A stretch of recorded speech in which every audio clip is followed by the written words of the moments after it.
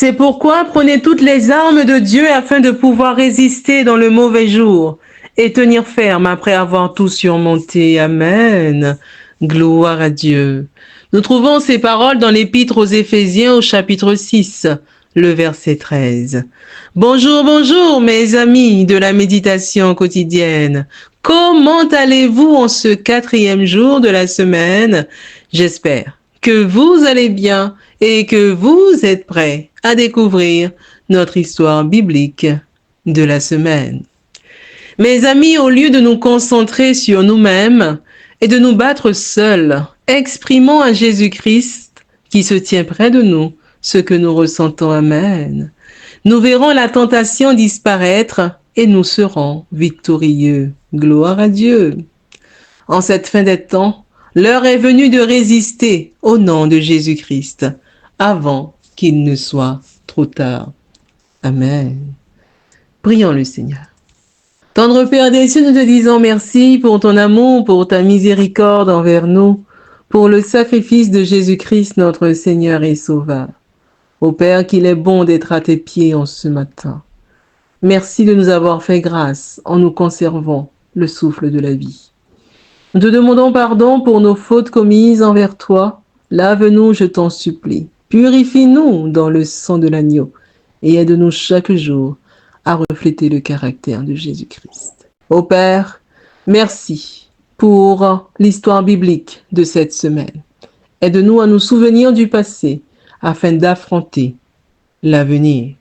Merci encore pour tout. Nous te prions pour toutes les personnes qui passent par des moments difficiles. Ô Père, je ne t'ai pas prié parce que je suis bonne et digne à tes yeux, mais je t'ai prié dans le précieux nom de Jésus-Christ, ton Fils, qui vit et qui demeure au siècle des siècles. Amen. Mes amis, notre histoire biblique de cette semaine a pour titre « Og, roi de Basan ». Notre verset à mémoriser, nous le trouvons dans le livre du Deutéronome au chapitre 3, le verset 11, la version second 21, qui nous dit ceci. Og, le roi du Basan, était le seul survivant du peuple de Réphaïm. Son lit, un lit en fer, ne se trouve-t-il pas à Rabat, la capitale des Ammonites? Il mesure 4,5 mètres de long et 2 de large.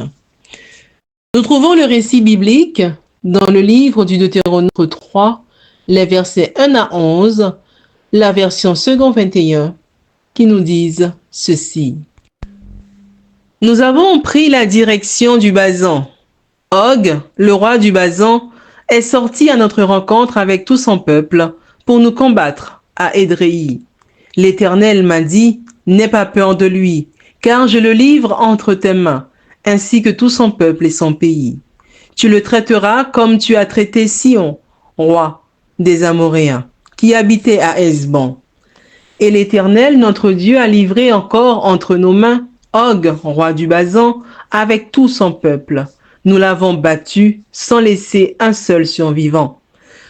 Nous avons alors pris toutes ces villes, et il n'y en a pas une qui ne soit tombée en notre pouvoir.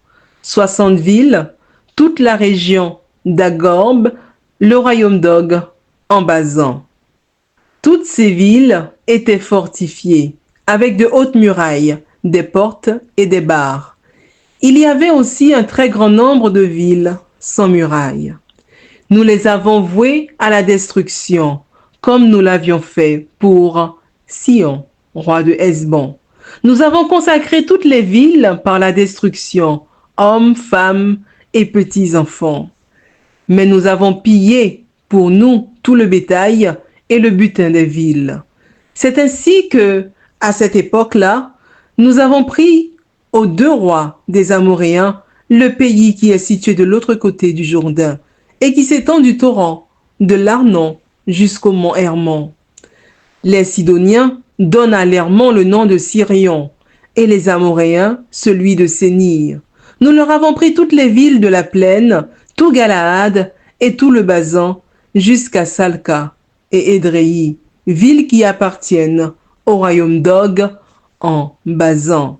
Og, le roi du Basan, était le seul survivant du peuple d'Éréphaïm. Son lit, un lit en fer, ne se trouve-t-il pas à Rabat, la capitale des Ammonites? Il mesure 4,5 mètres de long et 2 de large. La morale de l'histoire, mes amis, est la suivante. Goliath est le géant le plus célèbre de la Bible, mais il n'est pas le seul. Le roi de Basan mesurait plus de 4 mètres. Ce géant décide de se battre contre le peuple d'Israël. Et bien sûr, avec une telle stature, il est normal que Moïse ait peur. Dieu s'approcha de Moïse pour le rassurer.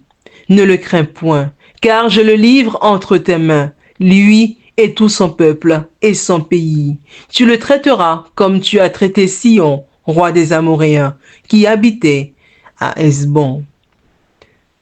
Les paroles divines continuent à résonner dans nos oreilles aujourd'hui, en plein 21e siècle, devant les géants contre lesquels nous devons nous battre. Dieu nous encourage en nous disant ceci: n'aie pas peur, aucun géant ne peut te vaincre si je suis avec toi.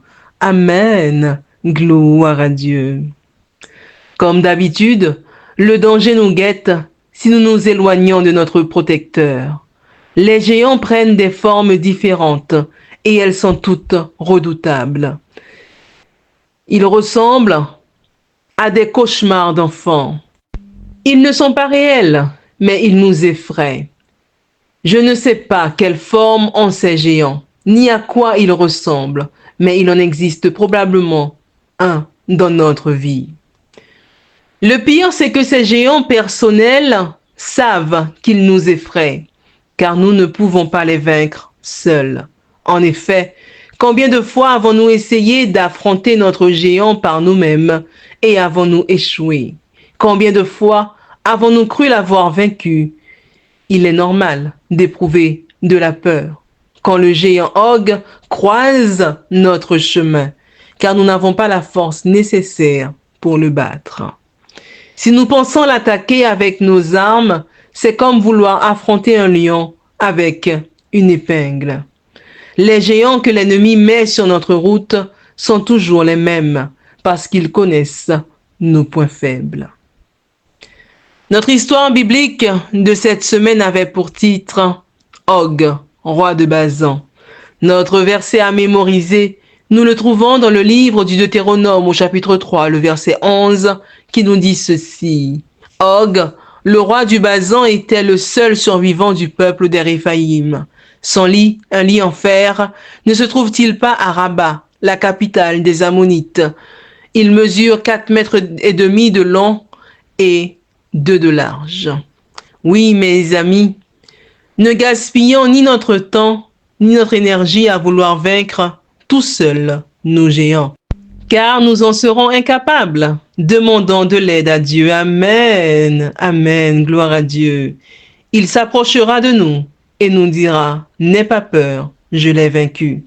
Oui, mes amis, ne gaspillons ni notre temps, ni notre énergie à vouloir vaincre tout seuls nos géants, car nous en serons incapables. Demandons de l'aide à Dieu. Il s'approchera de nous et nous dira, n'aie pas peur, je l'ai déjà vaincu. Amen. Gloire à Dieu. C'est sur ces paroles que je vous souhaite une excellente journée dans le Seigneur. Que Dieu vous bénisse. Et je vous dis à vendredi, Dieu voulant, pour notre récit historique de la semaine.